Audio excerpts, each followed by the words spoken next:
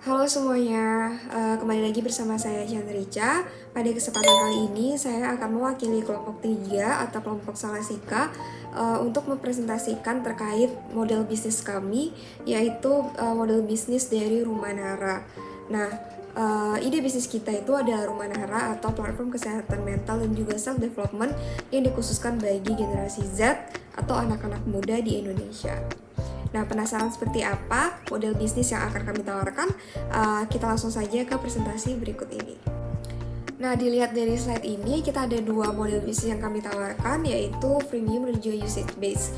Dan yang pertama itu freemium. Nah, ini sebenarnya untuk stimulus kepada para new customer, supaya mereka bisa berexperience dengan layanan yang kami tawarkan. Jadi, sebelum mereka membayar, karena jarang banget ya ada anak muda terutama, itu mau rela bayar untuk mencoba sesuatu. Jadi, kita berikan mereka kesempatan dulu untuk mencoba layanan ini secara gratis, supaya mereka bisa menilai kira-kira aman nggak ya menggunakan konsultasi ini, kira-kira praktis nggak ya, kira-kira efektif nggak ya. Itu kita memberikan yang namanya freemium, jadi gratis di awal terlebih dahulu. Nah, untuk yang sustainability-nya atau untuk revenue stream kita secara berkelanjutan, itu kita menggunakan model bisnis usage based. Kenapa bukan subscription? Karena di sini akan ada banyak opsi bagi mereka. Nah, jadi kita memilih untuk menggunakan usage based dengan paket yang kami tawarkan. Jadi di sini ada beberapa bundling. Mereka bisa memilih untuk 1 kali konsultasi, 3 kali konsultasi, 5 kali konsultasi, hingga 10 kali konsultasi.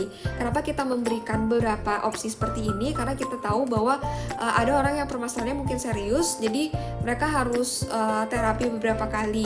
Nah, mungkin ada yang emang cuma mau curhat aja, jadi bisa mengambil layanan 1 kali. Tapi kalau untuk yang serius mungkin bisa ngambil 5 kali atau sampai 10 kali. Itu kita juga buat bundling, semakin banyak mereka berkonsultasi, maka harganya akan semakin murah.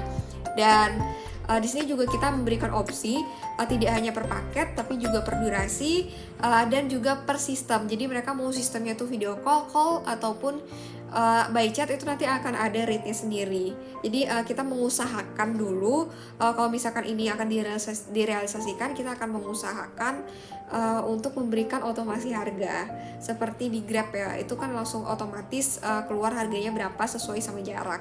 Nah, itu kita akan coba buat seperti itu untuk sistem durasinya. Kurang lebih untuk model bisnis seperti ini.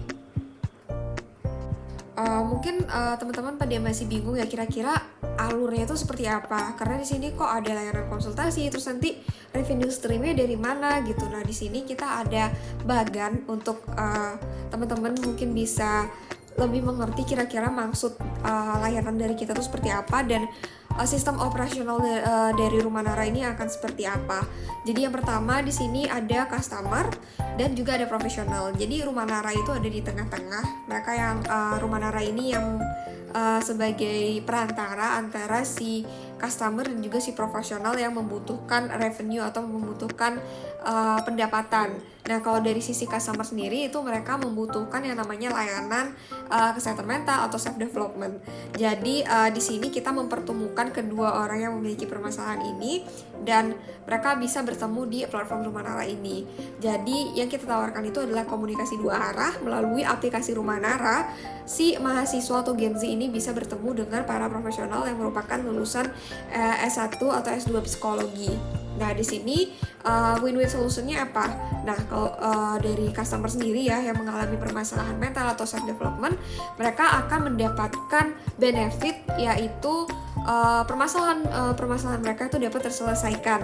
Nah, kalau dari sisi profesional, apakah mereka menjadikan ini sebagai lapangan kerja utama?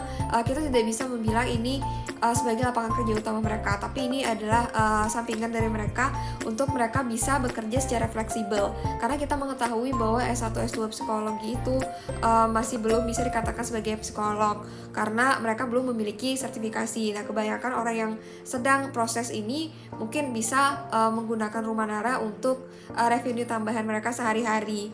Di samping itu ini kan tidak strict, jadi kapan mereka ingin memberikan layanan, mereka bisa menggunakan Rumah Nara. Jadi anytime anywhere, kalau misalkan mereka tidak ingin juga tidak apa-apa untuk tidak mengaktifkan fitur di Rumah Nara itu sendiri. Jadi sistemnya lebih fleksibel buat teman-teman yang mungkin sekarang lagi nganggur atau mungkin lagi belum ada kerjaan karena lagi proses untuk mendapatkan sertifikasi psikolog seperti itu. Mungkin tadi sudah dijelaskan ya terkait alurnya seperti apa. Jadi Rumah Nara itu adalah perantara antara si customer dan juga si profesional ini. Nah, kira-kira kita akan dapat duitnya dari mana? Karena di sini kan ada profesional. Nah, di sini kita sistemnya adalah profit sharing. Profit sharing itu seperti apa? Jadi kita akan menjual layanan. Nah, di sini satu kali layanan itu akan ada rate-nya. Nah, di sini bagaimana sistem pembagian hasilnya? Di sini kita ada bagian sedikit.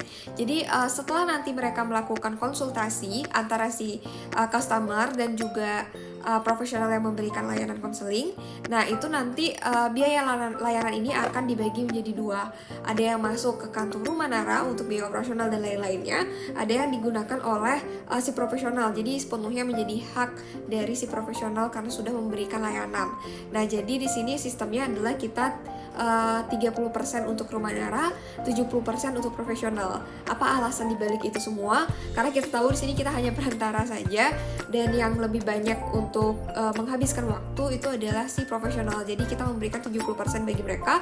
Nah, ini cukup efektif juga bagi teman-teman yang S1, S2 psikologi, karena akan mendapatkan revenue tambahan ya, walaupun dari rumah, walaupun di mana saja itu mereka bisa mendapatkan dana tambahan.